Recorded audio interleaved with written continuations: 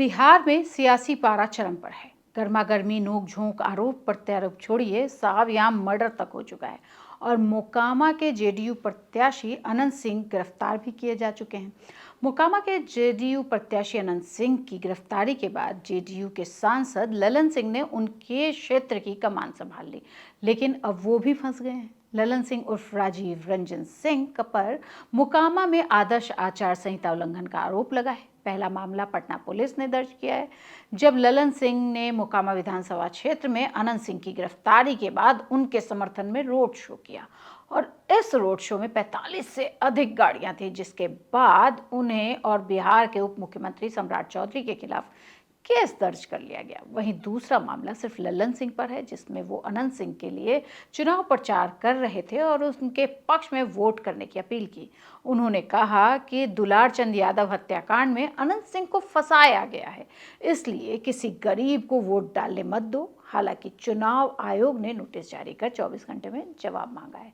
वहीं आरजेडी चुनाव आयोग पर हमलावर बना हुआ है। बता दें कि सोमवार की शाम बाहुबली नेता अनंत के समर्थन और प्रचार के लिए पहुंचे सांसद एक एक व्यक्ति अनंत सिंह बनकर चुनाव लड़ने की बात कही थी। वह कहते हैं कि आनंद बाबू थे तो मेरी जिम्मेदारी कम थी, लेकिन अभी वह नहीं है तो मैंने चुनाव की कमान संभाली है। लेकिन इसी बीच आरजेडी ने ललन सिंह का एक वीडियो शेयर कर दिया, जिस पर चुनाव आयोग ने एक्शन ले लिया। वीडियो दूर से लिया गया है और वो स्थानीय भाषा बोल रहे हैं कि एक दो नेता हैं, इनको चुनाव के दिन घर से निकलने ही मत दो, इनको घर में बंद करके रख दो। अगर वो बहुत हाथ पैर जोड़ते हैं तो कहिए चलिए हमारे साथ अपना वोट डाल लीजिए और घर आकर सोइए। आरजेडी ने एक्स पर लिखा है कि केंद्रीय मंत्री ललन सिंह चुनाव आयोग की छाती पर बुलडोजर चढ़ाते हुए कह रहे हैं कि गरीबों को वोटिंग के दिन घर से निकलने ही मत दो, घर में बंद कर देना है और ज्यादा हाथ जोड़ता है तो अपने साथ ले जाकर वोट गिराने दो। आरजेडी ने इसी सवाल उठाया और कहा है कि कहां है चुनाव आयोग। वीडियो तेजी से वायरल हुआ, उसके बाद ईसी ने ललन सिंह के खिलाफ नोटिस जारी कर दिया। बता दें कि बिहार में चुनाव 2 चरणों में हो रहा है और पहले चरण का चुनाव 6 नवंबर को, आज से 2 दिन बाद, जिसमें 121 सीटों के लिए मतदान किया जाएगा। वहीं दूसरे चरण की वोटिंग 11 नवंबर को है।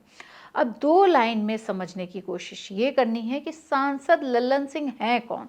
तो ललन सिंह का पॉपुलर नाम जो है वो ऑफिशियल नाम है ये, राजीव रंजन सिंह उनका ऑफिशियल नाम है। नीतीश के करीबी हैं, फिलहाल 17वीं लोकसभा में मुंगेर का प्रतिनिधित्व करते हैं।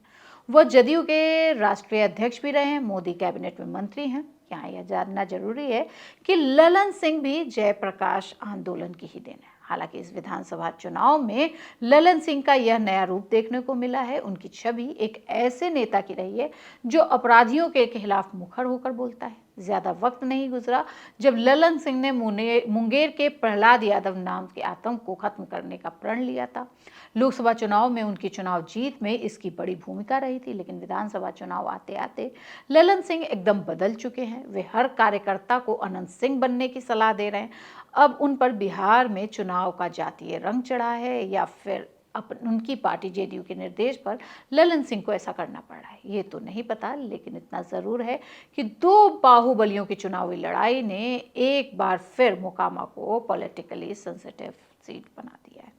और ऐसी ही और रिपोर्ट के लिए आप देखते रहिए India.com। और आपको क्या जानना है बिहार चुनाव से जुड़ा, वो हमें ज़रूर कमेंट बॉक्स में बताइए।